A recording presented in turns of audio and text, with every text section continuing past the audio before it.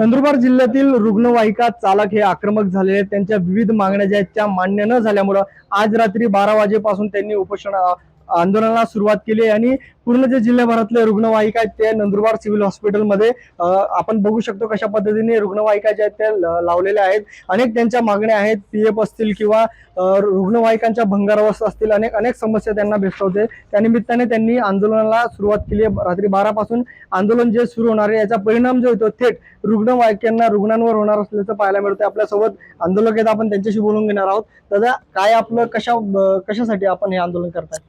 आम्ही शासनाकडे आमचं फक्त एवढंच मागणी आहेत की आमचा जो आम्ही ज्या मानधनावर काम करत आहोत ते आम्हाला समाधानपूर्वक नाहीये। तर आमची शासनाला व सेवा पुरवठादार जी कंपनी त्यांना एवढंच मागणी आमची की आम्हाला समान काम समान वेतन हे द्यायला हवं आणि कामाचे जे 12 तास आहेत ते 8 तास करण्यात यावे व 2014 ते 17 या कालावधीत जो आमचा पीएफ कट व्हायचा तो पीएफ त्यांनी अजूनपर्यंत आम्हाला काही दिलेला नाहीये।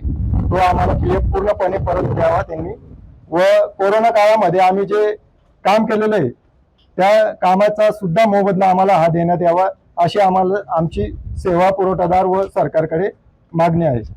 नक्कीच आपण बघू शकतो रात्री 12 वाजेपासून जो रुग्णवाहिका चालकांचा जो संप आहे तो संप पुकारण्यात येत आहे। मागण्या लवकर मान्य न झाला तर हा संप असा सुरू राहील आणि याचा परिणाम जो आहे तो थेट रुग्णांच्या परिणाम होणार असल्याचं पाहायला मिळतंय। तर दुसरीकडे आपण बघू शकतो जे चालकांनी पूर्ण जे रुग्णवाहिका आहेत त्या नंदुरबारच्या जिल्हा रुग्णालयात येऊन उभ्या केलेल्या आहेत। साधारण 32 चालक जे आहेत ते या सगळ्या उपोषणावर ठाम आहेत आणि शासनानं लवकरात लवकर याची दखल घ्यावी अशी मागणी जी आहे ती त्यांच्याकडनं करण्यात येत आहे।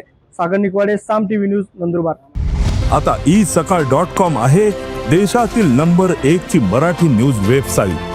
प्रत्येक अपडेटसाठी isakal.com ला नक्की भेट द्या।